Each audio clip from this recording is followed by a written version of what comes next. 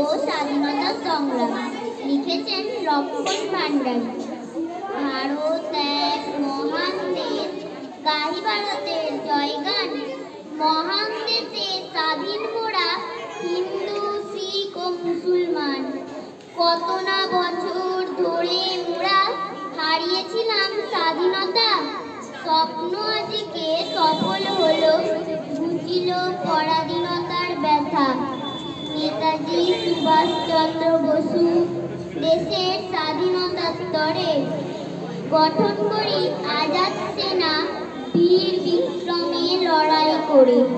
দেশবন্ধু চিত্তরঞ্জন দাস, জাতির জনক গান্ধীজি দেশের স্বাধীনতার তরে রক্ত দিতে হলেন রাজি।